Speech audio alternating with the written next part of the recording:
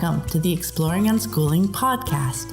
I'm Pam Laricchia, unschooling mom and author, bringing you interviews, information, and inspiration about unschooling and living joyfully with your family. You can find the episode show notes, your free Exploring Unschooling ebook, and lots more information at livingjoyfully.ca. And here's the show. Hello, everyone. This is episode number 15 of the podcast, and it's the 13th of April, 2016, as I record this intro. In this episode, I talked to longtime unschooling mom, Heather Newman. She and her husband have 3 children, and I really enjoyed speaking with her about our shared experience of bringing our children home after they'd started school, and from there, moving to unschooling. We talk about what their days looked like when the kids first came home, how Heather came to trust the process of unschooling, and how her relationships with her children changed. I hope you find the conversation as interesting as I did. But before we get started, a quick update on life around here. My mother-in-law passed away last week, so our days have been full. She was 93 and lived a very full life, with great love for her children, grandchildren, and great-grandchildren. The last few days have been filled with my husband's family's rites of passage to say goodbye and celebrate her long life.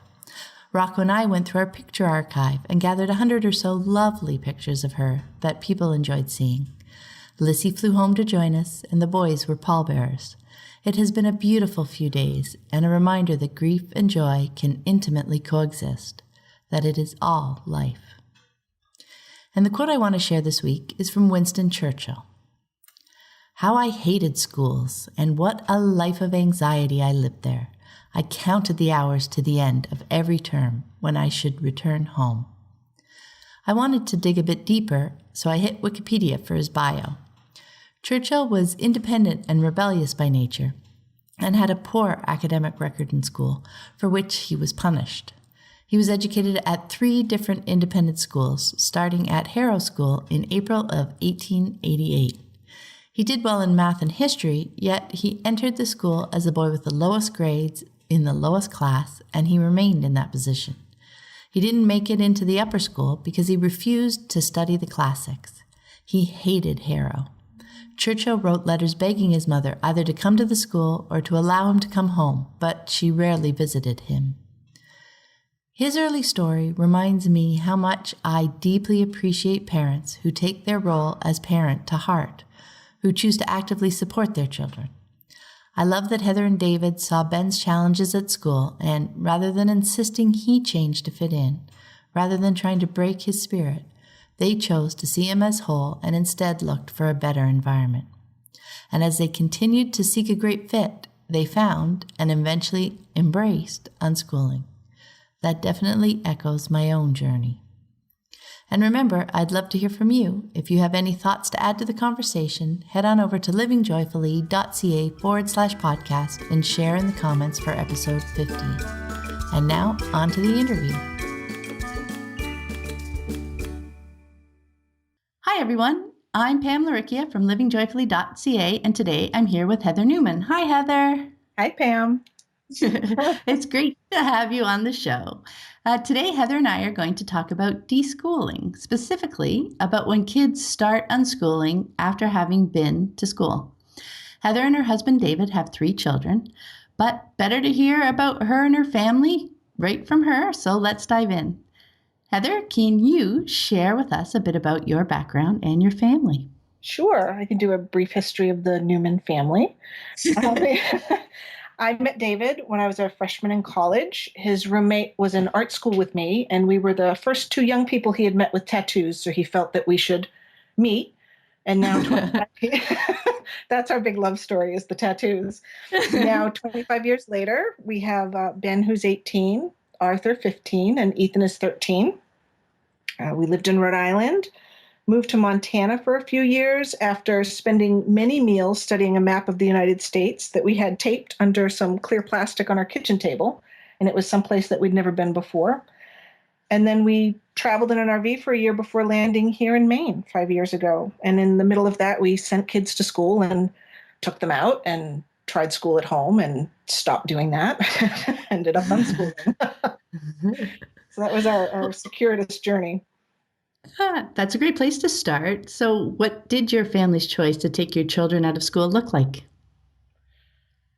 Ben was in second grade, and we had already decided that he wouldn't go to third grade, and we'd homeschool him because I was just spending so much time at the school trying to fix what was unfixable that Mm-hmm. it just seemed to make more sense to put that energy into just being home and working on things at home.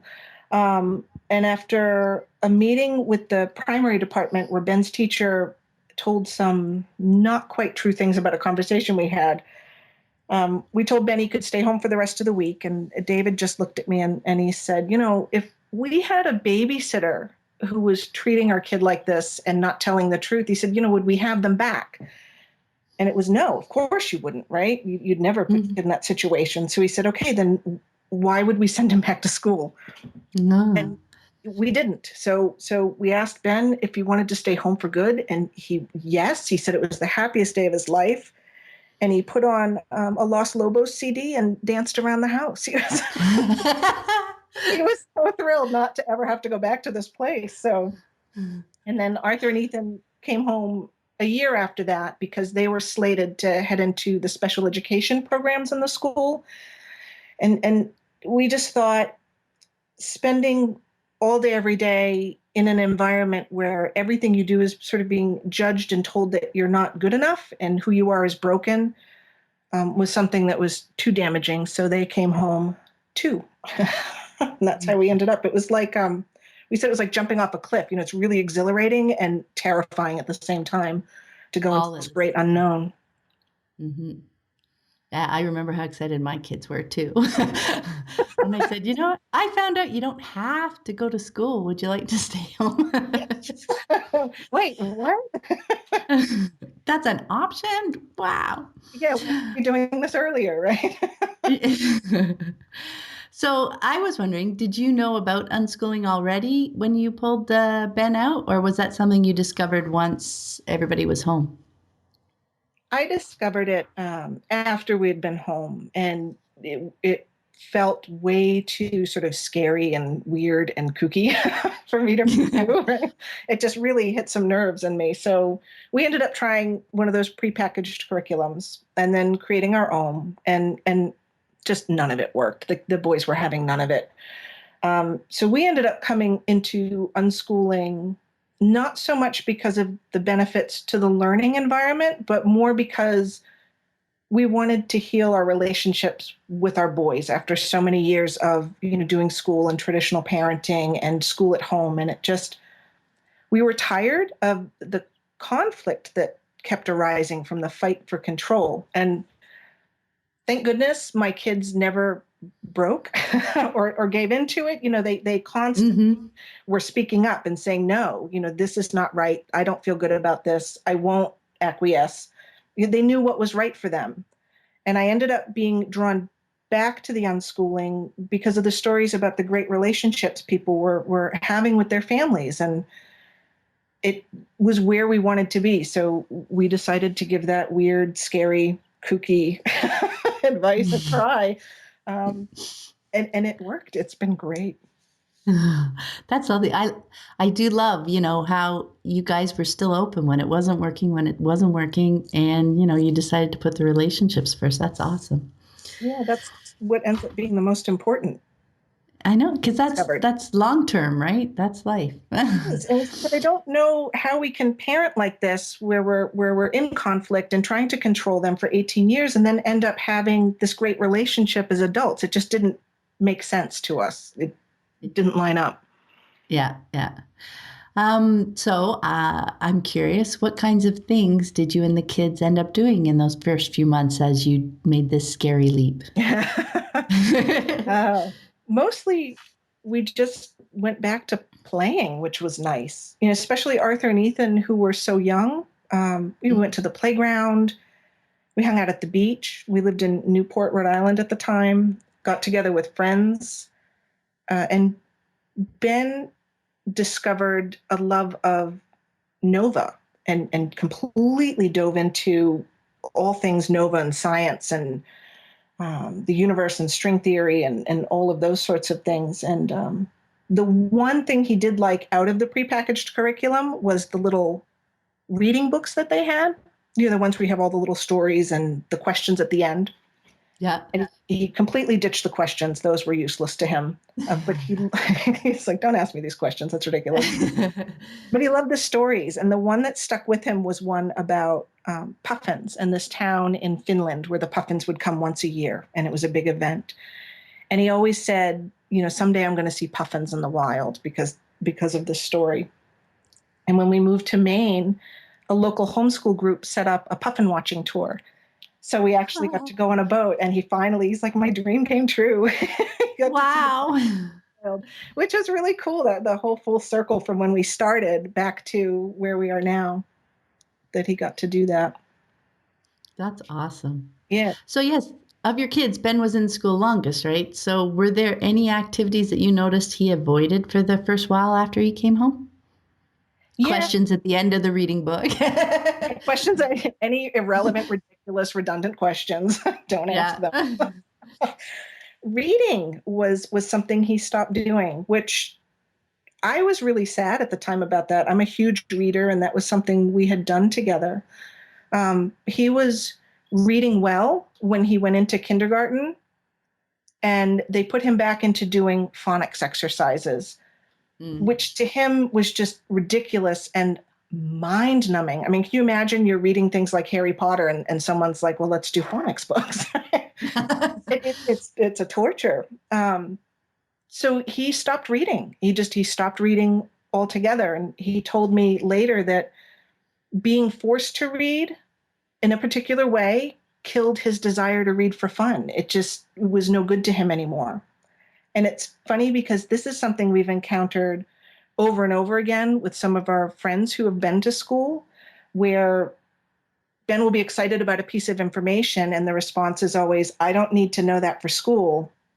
I don't want to hear about it. We saw it in him, and we see it over and over, just that desire and the joy in discovery and knowledge gets flattened. And it took him a while to recover from that and enjoy books and stories again. It took a while. Yeah, a couple of years. Yeah, that sounds about right. Because I had Lissy moved far away from reading as well when she came home. That was at least a year and change. And for Joseph, my eldest, it was writing. Oh, yeah. His last teacher didn't like his handwriting, like the first week of school, and erased a sheet of a worksheet on him. And from that moment on, he refused to write even at school. But it was no longer an issue once again. I know. Like you said, they don't put up with that. No, isn't that great?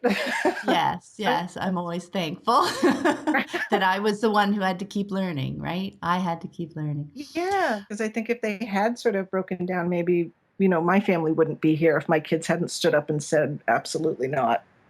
Yeah, it wouldn't have pushed me to find different answers, right? Mm-hmm. But yeah, so it was, I think I remember after the first year or so, I mentioned to them, hey, we've been home a year. And Joseph's like, you know what? I don't think I picked up a pencil in a year. And I was like, yay, but you're still communicating, right? Right. There's so many ways other than a pencil. Exactly.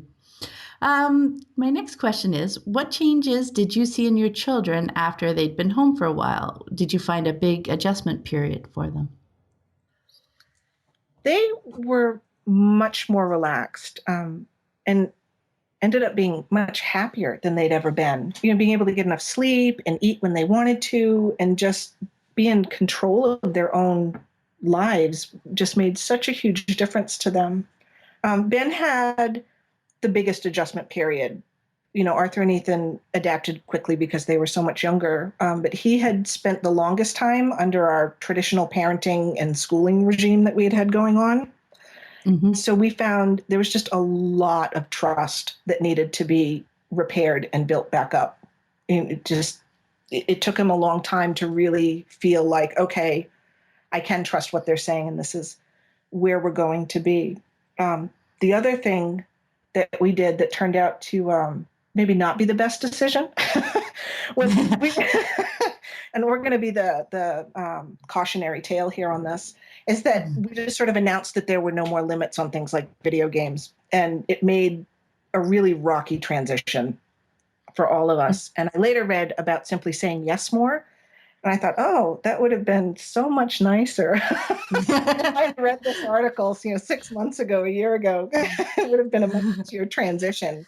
So basically, don't make a fanfare around opening up the gates. Just kind of open them and let people walk through, say yes all the time until it's the norm. But that was our steepest learning curve and adjustment. Yeah.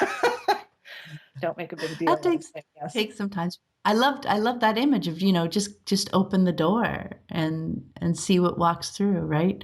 Instead of like yelling, announcing, and then, getting everything all worked up.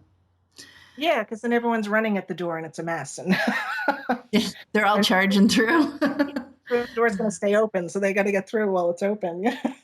Yeah. But definitely, I think that's a huge piece of deschooling, because I'm trying to think back. I don't think I announced it per se, but I still found, because you're learning so much. It's finding, I don't want to say balance, because the world is open now. It's not about finding a balance per se, but about supporting them in what they're interested in. Maybe they're not interested in staying up late, or they're not interested in, playing A, B, or C forever. If you announce it, you put it in their minds, right? Yeah. But, so finding a way to not, set things up so that they feel out of control. You know what I mean? I think that's a huge part of deschooling. Yeah, and that's what happened when we sort of announced it. It was now forefront in his brain, and because we didn't have the history of trust because of the way we had been living, it just became a big obsession. For us, it was the video games, and that was, that's the thing that we all go through at starting out, or a lot of people go through starting out, is understanding that video games aren't evil and they're not going to rot away if they play them all the time. It really is okay. That's true. It is all about building up the trust in the relationship, right? Yeah. That's kind of what comes. That is a good word for what I meant for balance. So it's not finding balance, it's finding the trust in the relationship that opens all that stuff up for people. Yeah. That's cool. Yeah. I was curious about you as you were deschooling. What were some of the ways that you enjoyed learning more about unschooling? And did your understanding of unschooling grow in stages over time, or was it like one big light bulb? I read everything I could get my hands on. I'm a bit of a research geek, so I love to gather information from different places.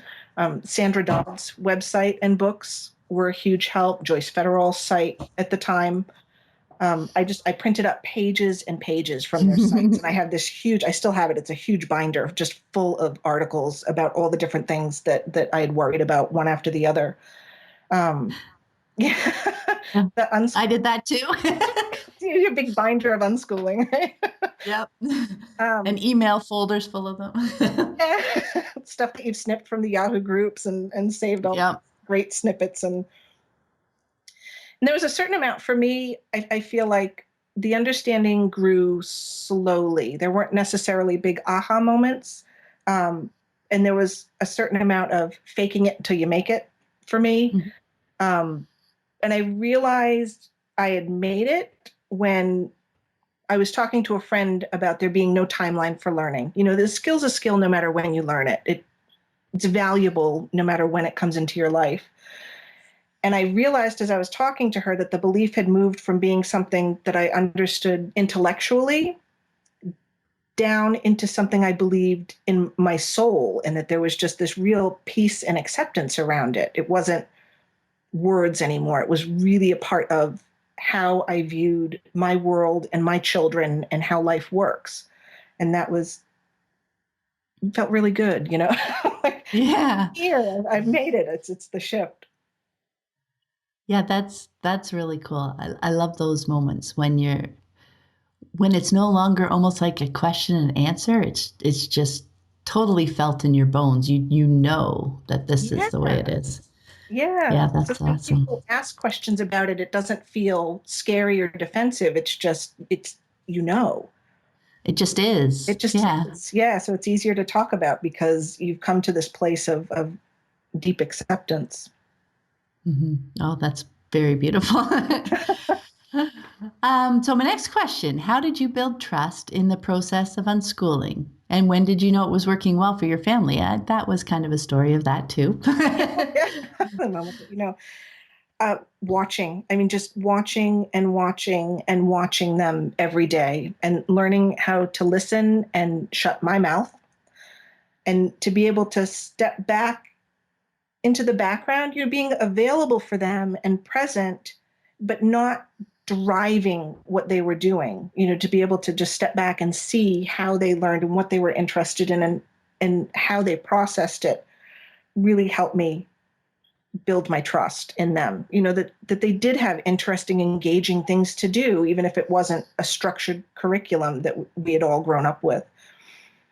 And when they started coming to me, excited to share all the amazing and cool stuff they were discovering and learning, that was when it really started showing how well it was working for our family. I remember Ben and I were driving in the car one day, and he was so excited to talk to me about, he had tied together the storylines of Harry Potter, a video game, I'm not sure which one it was, and Avatar: The Last Airbender, and how all these different stories had elements in common and the characters related and which ones connected to each other.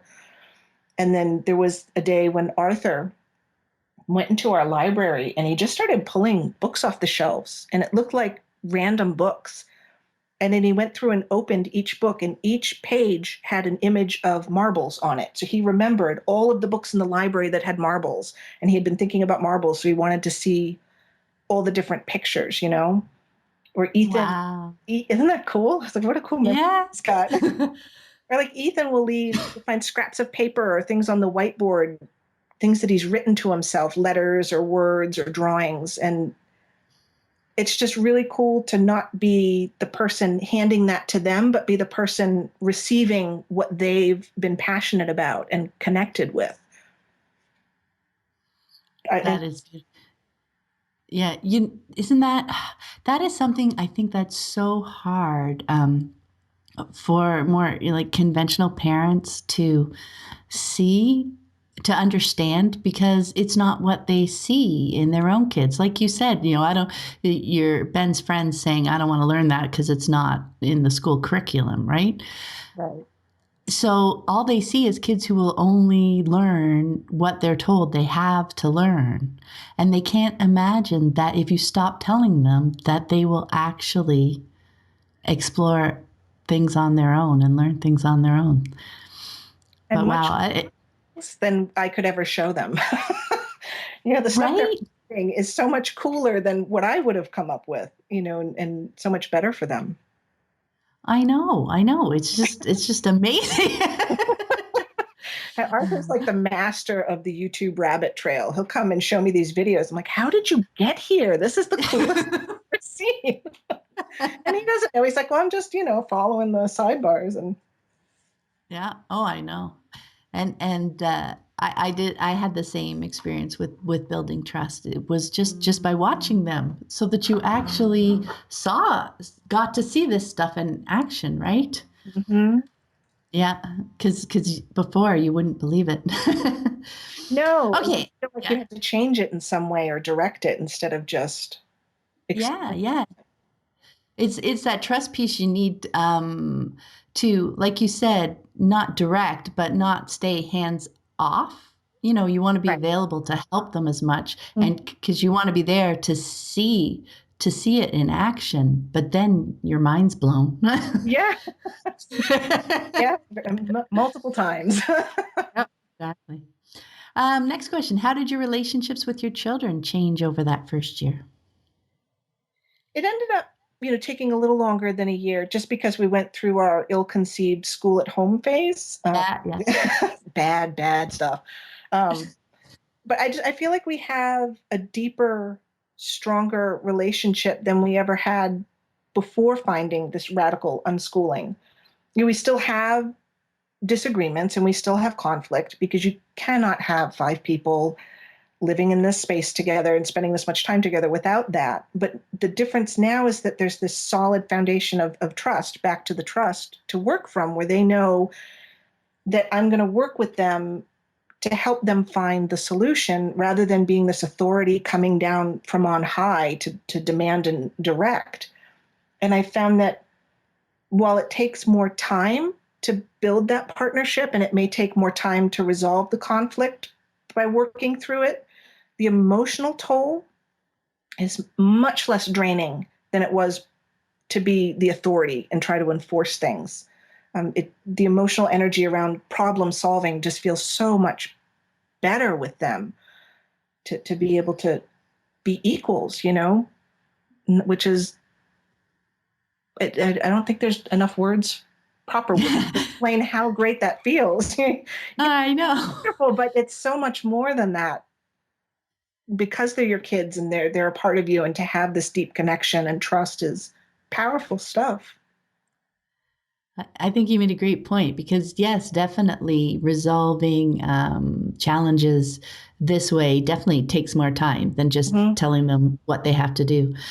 But I mean, it's so worth the connection, and it not only it's the relationship connection. The relationships are great, but imagine all the things they're learning through the process, just about, how to relate to other people too, right? Yeah. And I see it when, Arthur and Ethan are buddies and they spend a lot of time together, and they'll have conflicts over video games, or sitting on the couch next to each other because someone's taking up more of a cushion. And they've now learned how to work that out with each other, just because we've put the time into the conversations and being partners, that they don't need us to step in as much anymore. They have those tools and they use them. And that's really exciting to watch them step up and handle things. Yeah, that's very cool. I know, right? every question ends with, yeah, that's awesome. Huge grin on my face right now, just thinking about it. Okay, we have a couple questions left. The next one is, as deschooling shifted into unschooling for you, did you find any unexpected benefits with the lifestyle? Things that you didn't anticipate, but turned out to be wonderful? Yes. So many things, yes. One piece that David and I hadn't expected was that our relationship became so much better as we started being more respectful and considerate with the boys. We have better communication now and a stronger connection than we ever had before. And I don't think that we would have such a good marriage if we didn't have this whole radical unschooling piece that came into our life. And we've also found we respond less to social expectations or pressure. As we learn to question schooling and parenting mores and the stuff that, well, this is just the way it is, it enabled us to be better able to listen to ourselves and what made us happy and what felt good to us and what would work for our family, worrying less about external judgments coming in, which was very freeing. I didn't realize how much the weight of that was on us until we started questioning it and pushing it away. Mm-hmm.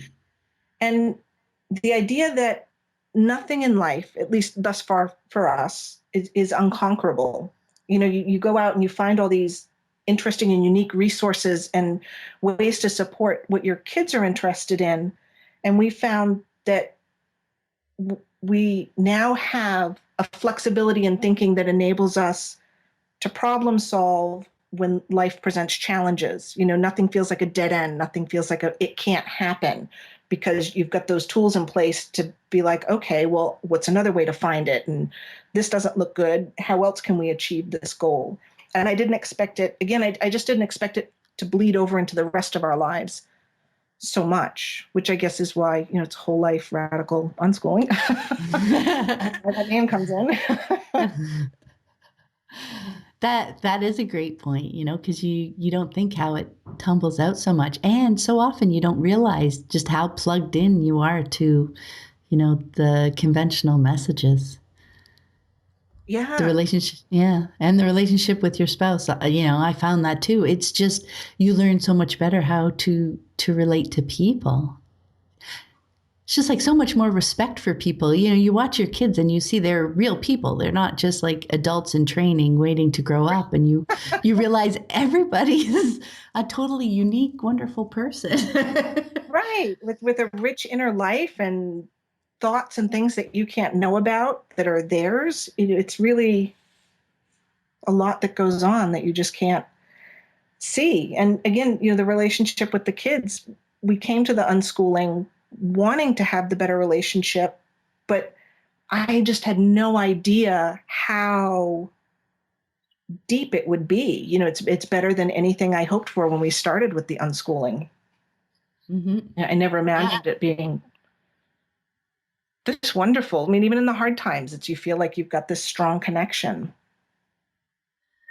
Yeah, I think because sometimes, when people are learning about unschooling at first, a lot of times they say, "But I want to hear about the hard times. What's a challenge of unschooling, and what about all those hard days?" And when you think about it and you think of it through their eyes, okay, yeah, we have hard days from that perspective, but because you're so connected and you're all working together, it doesn't feel so much a hard thing. It I don't know. doesn't I'm trying. enter the world when something Yeah, happens. It feels like, okay, this is life. And sometimes life is bumpy and sometimes you just sort of have easy days, but none of it's holding this weight of negativity to it. It just is. I mean, it's just life and it's fine. that yeah, that's a great point because when they say, what's hard about unschooling, it's not the unschooling, right? The challenges that come are life. It's going to happen no matter where you are. You're going to have conflict. You're going to have cars break down. You're going to have, people unhappy with jobs. You're going to have people who haven't eaten and are cranky and picking fights. I mean, There that's you just, go. That's great because it's not the unschooling. I'm like, okay, I don't want to give any Pollyanna impression, but it's not the unschooling. It's life. yeah. I have friends on Facebook who are like, your life is so wonderful. And I'm like, well, my life is just my life like anyone else's. I guess it's just our Mhm. perspective that we take on it and that we're not fighting against everything that happens. We just sort of accept it because it is. It is, and you work on ways to move through it because that's what we always do, right? Yeah, that problem solving, creative Yeah, problem solving. exact creative. That leads wonderfully into our last question. What does life look for you guys now?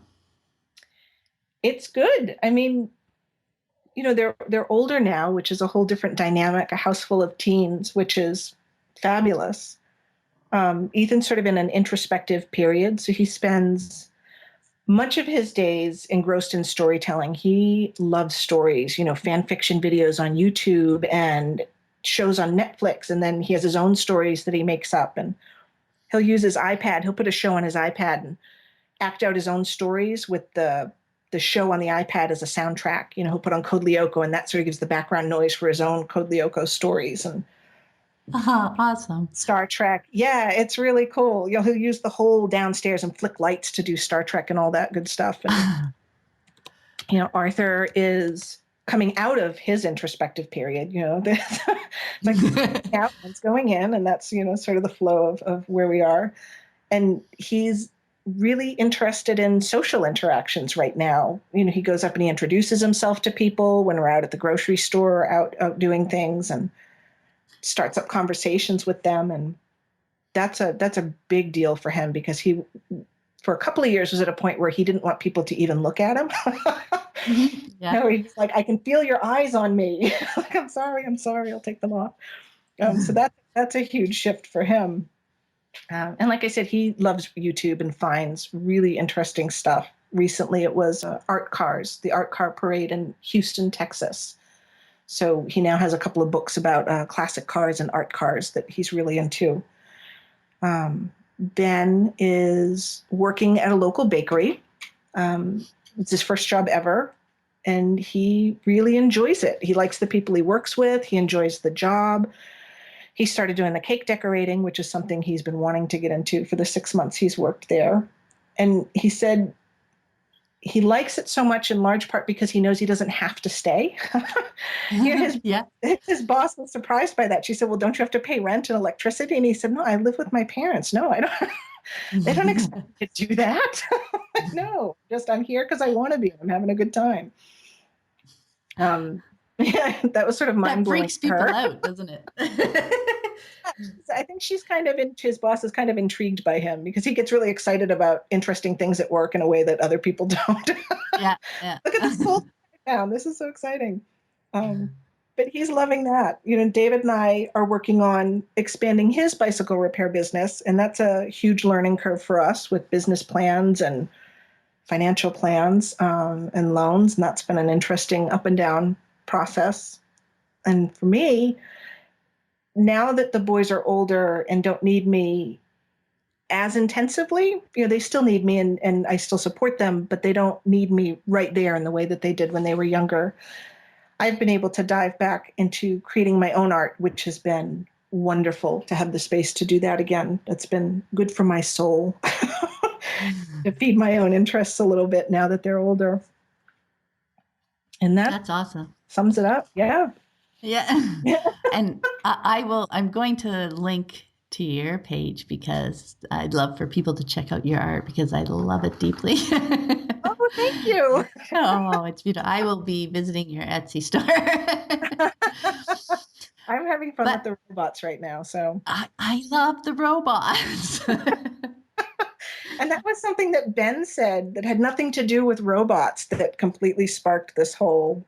He had an idea for a graphic novel. And then I was like, but what about this? And he's like, no, that's not my graphic novel. Go do that yourself. Get your ideas off of my idea.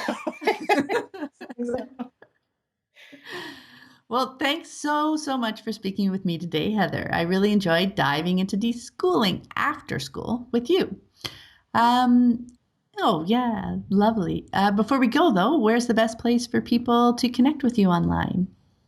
Probably Facebook is pretty much it for me, aside from my Etsy and work pages, which aren't about unschooling. So, but yeah, Facebook is probably the best place to find me. Excellent. Thanks very much. Thanks, Pam. Thanks for listening today. I hope you found it helpful. You might also like the backlist episodes at livingjoyfully.ca/podcast. You can also get your free Exploring Unschooling ebook at livingjoyfully.ca/exploring unschooling. If you'd like to connect, you can also find me on Facebook at Living Joyfully. Until next time, have fun living and learning with your family.